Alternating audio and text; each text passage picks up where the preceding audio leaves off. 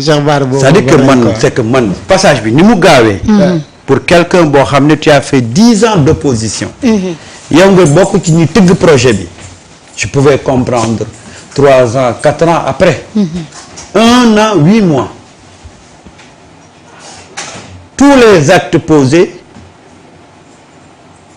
ne cadrent pas avec la philosophie du projet, ne cadrent pas avec les grandes lignes du projet. C'est pourquoi je me demande, est-ce que il est venu au palais avec le projet? Est-ce que bàyyiwu ko siège Pastef? projet bi waaw. mën naa mu fàtte ko fa de. parce que tey mais ce qu'on est en train de vivre comme ça. mais ça nous renvoie un peu, je suis désolé, mais li tax li ñu xeexoon. c'est malheureux. ah c'est malheureux de. c'est malheureux. wallaay li ñuy teg métti na torop. te loolu moo métti Sénégalais yi. parce que ñun on n'avait jamais imaginé que aujourd'hui on va se retrouver ci situation boo xam ne dañ naan ay nit ñoo nekk ci gannaaw ay nit ñooy comploter parce que loolu dañ ko dund. on l'a vécu. juddu fekk ko fi parce que dañoo juddu fekk le problème Mamadou Dia. Senghor. ñu juddu fekk fi le problème de Abdou Diouf Moustapha Niasse.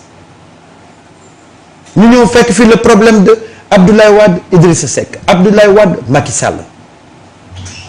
ñu ñëw encore fekk fi le problème de Macky Sall Abdoul Mbaye Macky Sall Mimi Touré et finalement Macky Sall Amadou Ba.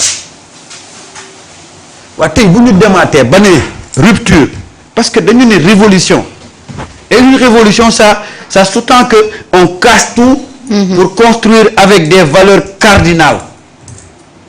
ñu def 1 an 8 mois encore 1 an 8 mois et on a l'impression de vivre les mêmes pratiques yi taxoon nit ñi ñàkk seen bakkan. les mêmes pratiques yi taxoon nit ñi sacrifié wu. Voilà ce qui fait mal aujourd'hui aux Sénégalais. Parce qu'on a l'impression de bouger, mais on n'a pas... Finalement, boo xoolee li ñuy waxtaanee tey, ça veut dire qu'on n'a pas bougé. déedéet. On n'a pas bougé. Et da ngay am benn sentiment de découragement, mais boo xalaatee qui portait le projet, tu te dis que tant qu'il est debout, moi je resterai debout. Et loolu mooy la source de motivation bu da war a animer chaque Sénégalais aujourd'hui. xam nga. prenez comme rétroviseur le chef du projet. waaw démb de loolu la Ngagne Demba Touré wax. mais loolu mooy dëgg. yàgg naa ko wax fii. xolal loo ci mënti wax. démb boo dégloo Ngagne Demba Touré nga il a fait une belle communication. xolal y a des gens très responsables. et cette jeunesse là qui est très consciente. très responsable. xam lu ñu bëgg xam fi ñu jógee xam fi ñu jëm. parce que nag aduna boo ci bëggee avancer da ngay am ay repères. te projet bi képp ku si bañ a perdre benn repère nga am muy Ousmane Sonko donc na ñëpp jël repère bi muy Ousmane Sonko. et là bu ko gars yi defee comme ni ko Samba waxee que il a parlé de repère mais Samba nee na moom mooy boussole bi. boo nekkee si géej ba xamatoo foo jëm. boussole nga dem na leen ak lu mënti xew. boussole bi et cette liberté là yi nga xamante ni moom moo fondé Pastef mais na ko kenn ku si nekk nangul sa morom. parce que loolu moom mooy démocratie. et aujourd'hui ñu nekk si moment bu nga xamante ni moment crucial où les militants les sympathisants ak ñeneen ñi nga xam ne dañu porter tout le temps le projet ñu ngi xaar une communication officielle et responsable. ñu nga xam ne dañu war a jël seeni responsabilités mais waaf. mais laissez les autres s'ils ont le courage de dénoncer li ñu bëgg a dénoncer ñu dénoncer ko. ah non c'est-à-dire que. et c'est ça là de haine de Pastef parce que nit ñi dañ ciy dem ak pas-pas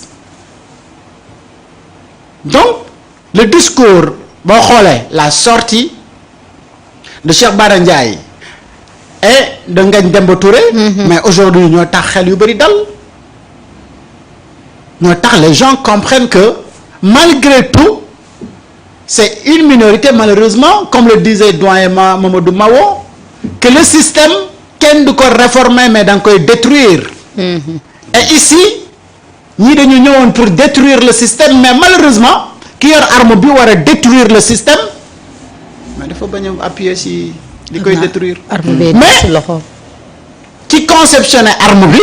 moom la woo di ko laaj fan laa war a bës. arme bi diis waa ji di ko mos a wax fan ngay bës. pour Déedéet. parce que li nga war a détruire moom boo ko détruire du ko arrangé.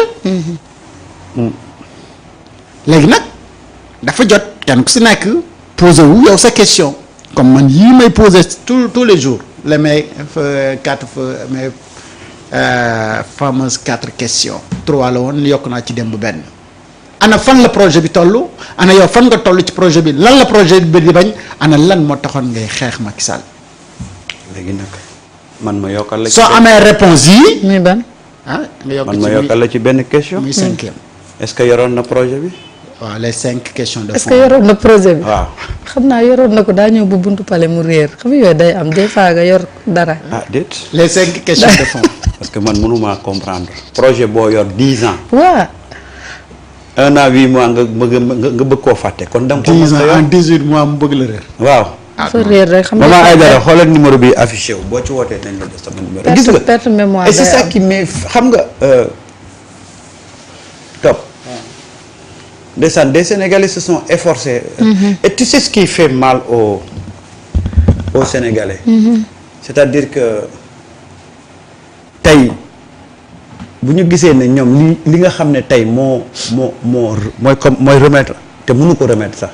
mais bu ñu gisee tey liy jóg ci penc mi mais dañ naan leen yéen li ngeen fi doon wax yépp seen jub-jubal ak seen projet yéen amu leen projet yéen seen jub-jubal boobu noonu amul. parce que tey on est en train wala moom il est en train de donner c'est-à-dire que beaucoup de matière aux détracteurs du projet. waay waay. faral tey loolu moo commencé xew. lan lañ doon wax Macky Sall moo tegoon kudd ci rapport yi. barki dem mu génn ne rapport commandé. commandité.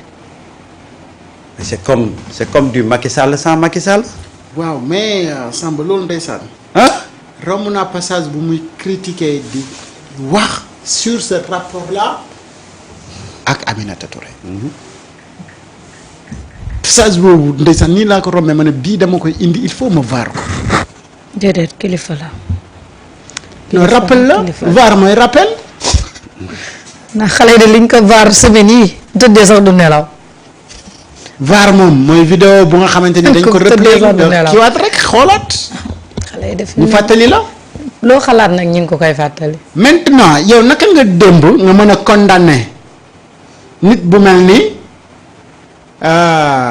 Aminata Touré. parce que tout simplement en campagne d'élection il a attaqué directement Ousmane Sonko ak la mu wax ca suite boo teg yeneen yépp ba wax sax sa leader niveau d'étude dem dafa nangam. mais nit boobu tey moo lay jéem a gëmloo na way she speak English ok you can go to non mais après da nga naan mais qu'est-ce qui se passe Abdourahmane Diouf fu ngeen ko xamalee poste bu mu def plus de 2 ans consécutifs moom ba mu commencé ba léegi ci carrière am tout fan la liggéeyee 2 ans consécutifs ci benn poste da nga ko xam. xaw ma ko de. du Genève ba mu nekkoon de. foog naa bu ma juumulee 1 an yu toppal tuuti la fa def. ci lay Pape Samba wax nga dëgg. premier emploi bu mu am bu stable bu def presque 2 ans mooy poste de ministre. est-ce que mosoon nga xam lool. déedéet. te ministère ba mu njëkk a am def fa 2 ans. loolu ban nguur la woon. ah nguur la woon. ministre affaire.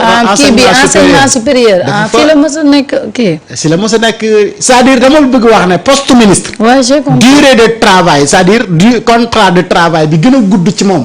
bii la ko amee. waaw Genève nekkoon na fa de ñaata temps la fa def. ba mu nekk jógee foofu am na beneen organisation bu mu doon liggéey ñaata temps la fa def entre autres.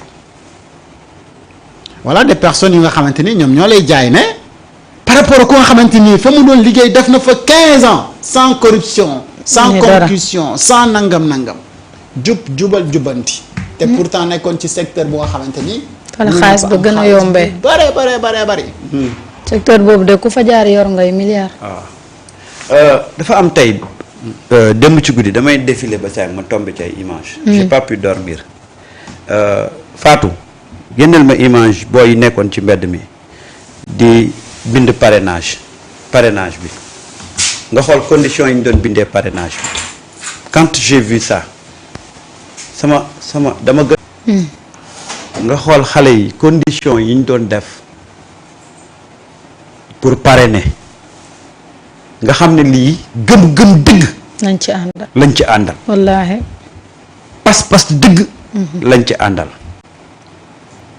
da nga bëgg a tas seen yaakaar du la jég de kon boo xoolal ñii ñu ngi toog ci taat ron garab yi ñii ñu ngi wéeru ci oto yi jël capot bi def ko suume di ci def seeni parrainage Fatou génneel ma photo yooyu ces jeunes là qui ont cru au projet ils se sont battus pour ni yow nit ki sax yaa tëdd ñu def la suume waaw xoolal ki tëdd ñu def ko suume billaay am ngëm-ngëm rek am ngëm-ngëm